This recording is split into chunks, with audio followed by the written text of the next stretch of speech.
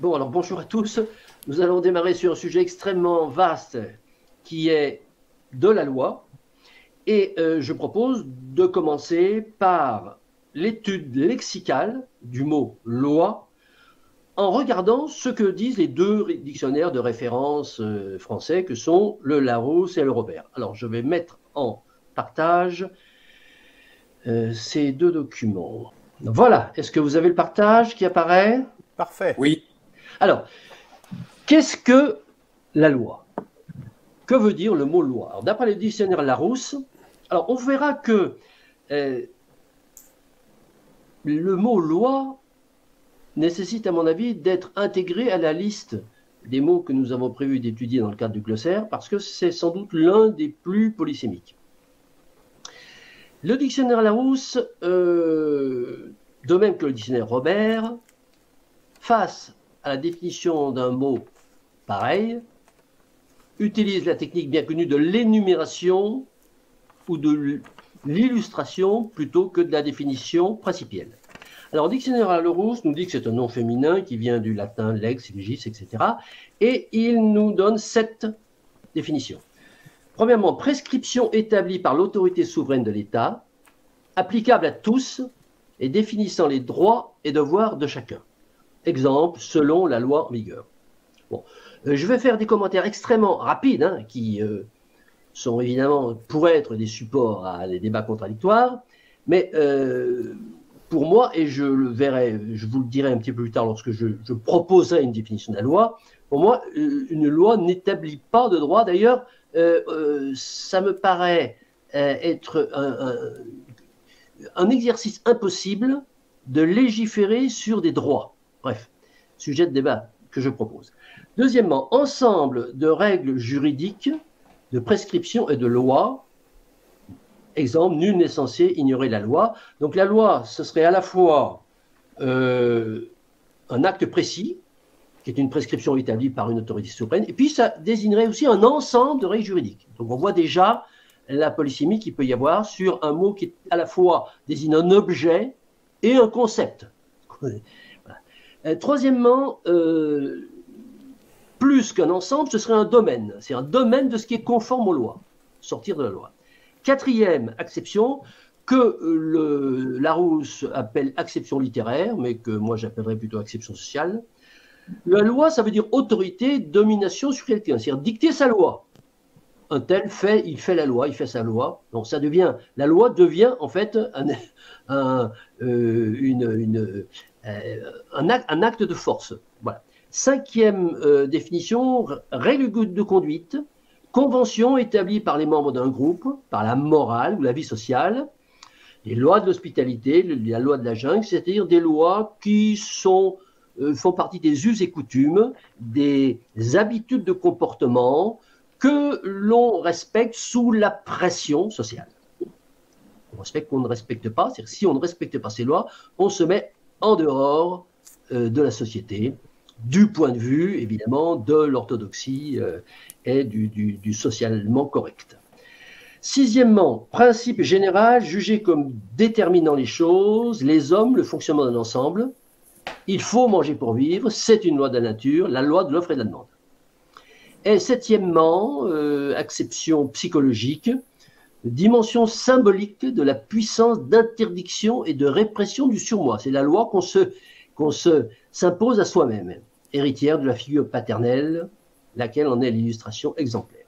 Alors, le Robert, lui, est plus disert encore sur la loi, et je donne toujours une étoile supplémentaire au Robert parce que je trouve qu'il va plus en profondeur dans la diction. En quelque sorte, je le trouve meilleur lexique que le Larousse.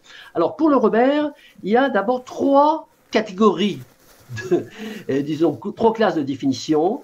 La loi considérée, grand 1, comme une règle impérative, grand 2, comme une règle exprimant un idéal, une norme, donc très important, on arrive dans le domaine normatif, et troisièmement, la loi conçue comme une formule générale, non impérative, énonçant un rapport constant entre des phénomènes. Alors, à l'intérieur de ces 3 grands classes d'acception de la loi, Voici ce que dit le Robert. Tout d'abord, 1. Alors là, il se rapproche de ce que dit le Larousse. La loi est une règle ou un ensemble de règles obligatoires établies par l'autorité souveraine d'une société et sanctionnées par la force publique. Alors, très intéressant, il introduit la notion de sanction que n'introduit pas le Larousse. Et on verra que dans la définition que je donne plus tard, que je vais donner de la loi, la notion de sanction est extrêmement importante. L'esprit des lois est illicite Montesquieu. Alors, des exemples, les lois d'un État, d'un pays, qui donnent la législation, qui donnent le droit, le recueil des lois, qui sont les codes juridiques, loi en vigueur, loi en application, enfreindre une loi, violer une loi, autant d'illustrations qui permettent de mieux comprendre le 2.1 du Robert. Alors, il détaille un petit peu les dispositions prises par le pouvoir législatif, Chambre ou Parlement. Il oublie le gouvernement, hein. Bref. Projet de loi émanant du gouvernement, proposition de loi émanant du Parlement. Donc, nous connaissons ça par cœur. Et puis, il introduit des concepts très intéressants qu'il nous faudra étudier lorsqu'on nous étudierons en détail la loi. C'est des lois qui s'appellent, alors qui sont, de mon point de vue, qui ne sont pas des lois, c'est pour ça qu'on les appelle des lois d'orientation, qui établissent des principes à suivre. D'autres lois qu'on appelle des lois cadres, qui, de mon point de vue, ne sont toujours pas des lois, et qui servent de cadre à des textes d'application, et des lois programmes, qui, de mon point de vue, ne sont pas des lois, et qui portent sur un programme à long terme. Voilà. Alors, il y a ensuite l'ensemble des règles juridiques. C'est la même chose que ce que dit le Larousse dans son petit 2. Hein, et il donne d'ailleurs les mêmes illustrations. C'est conforme à la loi, donc c'est légal. Au nom de la loi, je vous arrête. Braver la loi. Se mettre en dehors de la loi. Hors la loi. Homme de loi, juriste, magistrat. Ensuite, alors là, on retombe sur le numéro 4 du Larousse, lui, le Larousse, a dit que c'est une acception littéraire, et le Robert, lui, il dit que c'est une acception, il ne dit pas que c'est une acception littéraire, il dit que c'est un commandement que l'on donne. Donc cette fois, la loi, ça devient un commandement. Dicter sa loi à quelqu'un, faire la loi, commander, il ne viendra pas faire la loi chez moi. Donc la loi vue comme un ordre. Ça commence, on introduit déjà un de Bédada qui est la confusion entre le législatif et l'exécutif. Ensuite, petit 4, la loi est une règle, est une condition imposée par les choses, les circonstances, la loi de la jungle, la loi du silence. Alors moi je dirais aussi la loi de la décroissance inéluctable, voir Georgescu, Huygens. Bien. Ensuite, petit 5, la loi est une règle exprimant la volonté de Dieu.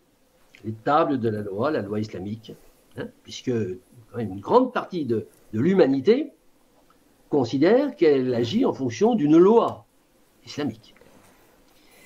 Dans 6, ou petit 6, si on la met au pluriel, les lois, ce sont des règles ou conventions établies dans les rapports sociaux, dans la pratique d'un art, d'un genre. Donc, le Robert ajoute à ce que dit le Larousse en parlant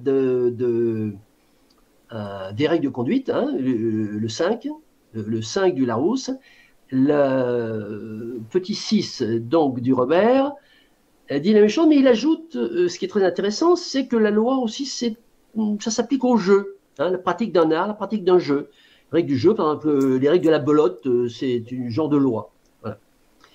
Ensuite, deuxième grand domaine,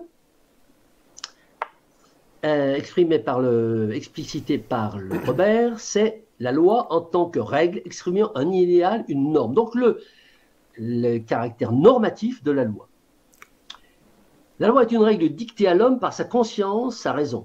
La loi morale, devoir, le précepte, le principe.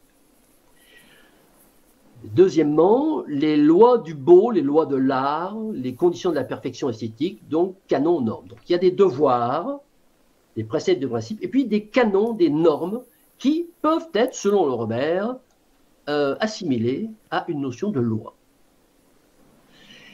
Troisième domaine, la loi vue en tant que formule générale non impérative, donc là on est bien loin de la loi sanctionnée par la force publique,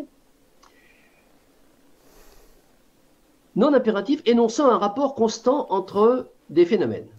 Alors, je dirais que le Robert se contredit lui-même, puisqu'il parle ensuite des lois physiques. Alors, si les lois physiques ne sont pas impératives, je me demande qu'est-ce qui est impératif, hein. Une loi physique, à mon avis, c'est encore plus impératif que ce que dit Macron, hein. La loi de Newton, à mon avis, elle est plus implacable que n'importe quelle loi dictée par un président de la République ou par une Assemblée nationale. Et puis, les lois biologiques, les lois économiques, voilà. Donc, voilà, en vrac, tout ce que les dictionnaires patentés de la société actuelle disent sur la loi. Alors, nous avons convenu de ne pas débattre là-dessus tout de suite, mais à titre d'illustration, je vais envoyer une petite vidéo conviviale entre deux personnes qui discutent à propos de la loi. Alors, voilà donc. Donc, la loi aujourd'hui, et depuis toujours, c'est le résultat d'un conflit, hein, de rapport de force. Voilà. Donc, c'est pas un résultat de la raison, hein. C'est un résultat de rapport de force. Voilà. J'espère qu'on est bien d'accord là-dessus. Non, je ne suis pas d'accord, mais je vais m'en expliquer si tu veux compléter la question. On peut déjà s'arrêter là-dessus. Non, la loi n'est pas... alors, depuis la mise en place de la démocratie représentative à partir du milieu du XVIIIe siècle, suite aux révolutions de cette époque, la monocratie a été remplacée par soi-disant la démocratie, mais nous disons par l'oligocratie. Avant, c'est-à-dire, je dirais, depuis que l'homme est sur la Terre, 5 millions d'années jusqu'à la moitié du XVIIIe siècle, la loi n'a pas émané d'un rapport de force. La loi a été le fait du prince. C'est-à-dire que l'exécutif définitivement était confondu avec le législatif. La formule la plus célèbre, c'est celle de Louis XIV, l'État c'est moi. Donc la loi émane de l'autocrate, l'autocrate émanant lui-même de Dieu. Donc là on a un schéma qui est extrêmement limpide, extrêmement clair, que bien sûr on peut contester, qui a été contesté et c'est tant mieux. Mais on a une définition de la loi qui est très claire. La loi, c'est le fait du prince. Arrive... Quand même, l'édit Nantes, Henri IV, l'édit Nantes, c'est quand même le résultat d'un conflit entre protestants et catholiques. C'est pas... et le prince, il est obligé, effectivement, de tenir compte de ça pour promulguer l'édit Nantes. Hein. Une fois que les protestants totalement vaincus, c'est la révocation de l'édit Nantes, c'est le fait du prince, certes, mais il tient compte aussi d'un rapport de force, etc., etc. C'est le fait du prince. Bon, il tient compte, c'est toi qui le dis, ou c'est l'historien qui le dit, en tout cas, il n'est pas obligé de tenir compte. Le fait que l'autocrate va évaluer des forces en présence et va faire une loi qu'il espère bonne pour lui, sa famille, son clan, bon, c'est, je dirais, sa façon de peser le pour et le contre. Mais la loi émane bien du prince. Bon. Avec l'oligocratie, la loi, effectivement, émane d'un conflit qui va être représenté par un certain nombre de personnes réunies dans un hémicycle et qui vont dire moi je veux ça, moi je ne suis pas d'accord, et qui vont échanger leurs arguments. Et donc la démocratie représentative a imaginé que la loi allait pouvoir se fabriquer de cette façon. C'est ce qui est écrit en tout cas dans la Constitution de 58. Il s'avère que nous assistons depuis un certain nombre d'années à une dérive de la démocratie représentative en France, notamment telle qu'elle est décrite dans la Constitution de 58, par le fait que une loi non seulement se débat, se contredit au sein de l'outil destiné à la fabriquer, et c'est-à-dire l'Assemblée nationale, mais également dans la rue, dans les médias, par groupes de pression interposés. Et que on a aujourd'hui des analystes qui nous disent « Oh oui, mais bon, la loi finalement se fabrique comme ça, c'est bien parce que c'est un contre-pouvoir, en fait ces rapports de force sont un contre-pouvoir. » Le problème, c'est que ça n'est pas écrit dans la Constitution. Le problème, c'est que dans la Constitution, il est dit que la loi doit être soit votée par les 577 députés de l'Assemblée nationale, soit décrétée par l'exécutif. Et que donc, on a dans le système oligocrate actuel, d'une part, une introduction, l'introduction effectivement de la phase de conflit qui va aider à la fabrication de la loi, mais ce conflit est en train de dériver sur des pratiques qui ne sont pas inscrites dans la Constitution. Donc je dirais qu'il y a à la fois un constat défectologique sur ce qui est écrit dans la Constitution et sur la façon dont elle dérive actuellement, dont son utilisation est dévoyée actuellement. Voilà, ça c'était pour répondre au fait que la loi émane toujours d'un conflit. D'une part, en monocratie, elle n'émanait pas d'un conflit, et d'autre part, nous voulons justement, aujourd'hui c'est le constat qu'on fait, la loi est fabriquée à partir de conflits, et nous ce que nous voulons mettre en place, c'est un dispositif dans lequel la loi émane d'un débat, et pas d'un conflit. Parce que qui dit conflit dit des groupes qui sont plus forts que d'autres, et qui vont, par conséquent, pouvoir faire adopter un dispositif en fonction de leur force de frappe, ou je dirais de leur capacité de puissance vis-à-vis du grand public. Donc elle n'émanerait plus d'un rapport de force, mais d'un débat rationnel. Alors je ne sais pas si, effectivement, je sais pas s'il faut dire le mot rationnel. Hein. C'est pas une question de rationalité, c'est une question d'arithmétique et d'égalité de traitement entre tous les acteurs de la loi.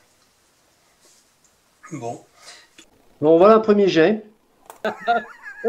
Bon, alors, la grande question, la loi doit-elle émaner d'un débat ou d'un conflit? Question préalable, la loi émane-t-elle des débats et de conflits? Avant, dans l'histoire, a-t-elle émané d'un débat ou d'un conflit? Aujourd'hui, émane-t-elle d'un débat ou d'un conflit? Et demain, est-ce qu'il faudrait, si on voulait modifier les choses, est-ce qu'il serait mieux qu'elle émane d'un débat et d'un conflit? Grande question. Moi, j'ai un problème avec le mot conflit. C'est-à-dire que comment est-ce qu'on définit conflit? Si conflit, c'est un rapport de force, qui met en présence des forces qui restent encore à déterminer, est-ce que ce sont des forces physiques ou des forces intellectuelles? Non. Ce sont des forces physiques, un rapport de force. Si le conflit est un rapport de force physique, c'est la force physique la plus forte qui va gagner. Donc la loi va être faite par celui qui est le plus fort. Bon, donc c'est ce qui a été le cas pendant de nombreux siècles, et c'est ce qu'on ne veut plus. Alors, par contre, le conflit, on a parlé de conflit sain et de conflit malsain, on a parlé de conflit sain. Le conflit sain, c'est le conflit intellectuel. C'est-à-dire que, du coup, on se rapproche du débat. Le débat, qu'est-ce que c'est? Le débat, c'est un conflit, finalement. C'est un conflit entre différentes opinions intellectuelles. Et il y a des opinions qui vont prendre le pas sur les autres à l'issue du débat. C'est-à-dire que si on confronte des opinions différentes sans débat, on fait un vote sans débat, celui qui est le contingent qui aura l'opinion la plus importante va, dans le cadre d'une vraie démocratie majoritaire, va emporter le vote final. Si on fait un débat, le but du débat, c'est que chaque opinion puisse s'exprimer et que la force des idées intellectuelles, donc conflit intellectuel, bataille intellectuelle, puisse éventuellement faire changer ceux qui avaient une opinion contraire, débat contradictoire. Donc, de ce point de vue-là, je dirais que le conflit d'idées est vertueux et le conflit d'idées, à sa place, est intégré à la notion même de débat. Donc, déjà, débat, conflit, la différence qu'il faut faire. Alors, plusieurs définitions, toute une palanquée de définitions, un marché complet de définitions entre le Robert, le Larousse, si on peut y ajouter également la référence lexicale de Luc. On va n'utiliser non pas que celles qui nous intéressent, mais on va utiliser celles qui sont en rapport avec la politique. C'est-à-dire qu'on va étudier la loi, donc nous ne sommes pas psychologues, nous ne sommes pas psychanalystes, nous ne sommes pas sociologues, nous ne sommes pas anthropologues, il y a beaucoup à dire sur la loi, par un anthropologue, Lévi-Strauss a assez écrit là-dessus. Nous étudions la loi, effectivement, d'un point de vue politique, et un exercice intéressant serait déjà de biffer, de rayer tout ce qui, dans les énumérations des différents lexiques, concerne des acceptions élargies de la notion de loi. Ensuite, j'ai entendu parler de loi de bonne qualité. Alors voilà, je ne sais pas ce que c'est. Une loi de bonne qualité, je ne sais pas ce que c'est. Alors c'est quelque chose qu'on entend très souvent. Si on fait ça, si on fait en sorte que la loi soit construite dans telle machine à faire la loi, telle infrastructure, on aura des lois de meilleure qualité. Bon, alors c'est peut-être un thème de débat. J'ai toujours défendu, non pas le contraire, mais en tout cas qu'il n'y a aucun dispositif qui soit, à mon sens, et si on creuse l'affaire, on va retomber sur en fait la notion de loi, ça va donner une bonne ou mauvaise loi. Moi, je connais qu'un seul thermomètre, une seule unité de mesure de la loi, c'est est-ce qu'elle est légitime, c'est-à-dire est-ce qu'elle a été fabriquée de façon démocratique, c'est-à-dire est-ce qu'elle est l'expression de la majorité suite à un débat contradictoire. Attention, faut tout mettre tous les mots ensemble. Hein. C'est-à-dire que un vote qui a lieu sans débat contradictoire non manipulé, c'est un vote qui n'est pas démocratique, et donc la loi ne sera pas de bonne qualité d'un point de vue de son mode de fabrication. Et pas de son contenu. Le contenu, un bon contenu, un vrai contenu, je ne sais pas ce que c'est. Et je suis demandeur qu'on m'explique ce que c'est. Ensuite, Luc a dit, ce qui est important finalement, c'est celui qui tient le stylo, puis il a oublié de dire le stylo final. C'est-à-dire que tout le monde va bavasser dans son coin, la Convention citoyenne, ils vont bavasser, mais il y a un mec à la fin qui va prendre son stylo, qui va écrire le truc. Bon. Alors ça c'est très intéressant parce que on va voir une illustration de ça à travers les âges. Par exemple, oui, le roi, le monarque, il disait mais je prends pas le loi tout ça, j'écoute mes pères, tout ça, et puis bon c'est vrai que c'est moi qui bon, voilà, non. Celui qui détient réellement le pouvoir arbitraire, c'est-à-dire qu'il le détient seul, de fabriquer une loi coercitive, a toujours eu, on va le constater, intérêt à dire au moins d'un point de vue officiel vis-à-vis de son bon peuple que cette loi ne sortait pas de son esprit à lui tout seul, mais qu'il avait consulté un certain nombre de gens. Et les histoires de ces foutaises, je dirais, je vais encore plus loin que Luc, de convention citoyenne, ne sont que des alibis pour pouvoir dire que celui qui tient le stylo à la fin, finalement, non, il n'a fait qu'écrire ce que le peuple lui a dit d'écrire. Donc voilà, c'est quelques éléments comme ça tirés au hasard, mais qui montrent bien toute la complexité, toute l'ampleur de ce débat sur la loi. Parfait. Qu'est-ce qu'on fait? On en reste là pour ce soir? Je voudrais juste très court rajouter une chose. Hein. Peut-être c'est pas suffisamment dit, mais c'est peut-être pas assez transparu dans nos débats, dans nos discussions. La loi n'est pas issue que d'un débat d'idées. Ce n'est pas qu'une question d'échange d'idées. Il y a derrière des intérêts à la loi. Et les moteurs à ça, tu vas avoir des idées très belles, etc. Chacun va pouvoir défendre des idées. Mais derrière, il y a des questions d'intérêt qui sont là et qui sont contradictoires, tout simplement. Qui sont parfois convergents, mais qui sont contradictoires, irréductiblement contradictoires. Je vais en prendre un très simple. L'augmentation du SMIC, si on dit on porte le SMIC à 3 000 €, il y en a des gens qui vont dire « Ah ouais, super, etc. » Puis il y en a d'autres qui ne vont pas être d'accord du tout. Et ça, tu pourras faire des débats pendant 50 ans, tu ne les mettras pas d'accord. Parce qu'il y en a un qui paye, puis il y a un autre qui reçoit l'argent. Bon, voilà. C'était juste ça que je voulais préciser. Non, mais je voudrais réagir à ça. Je m'en doute.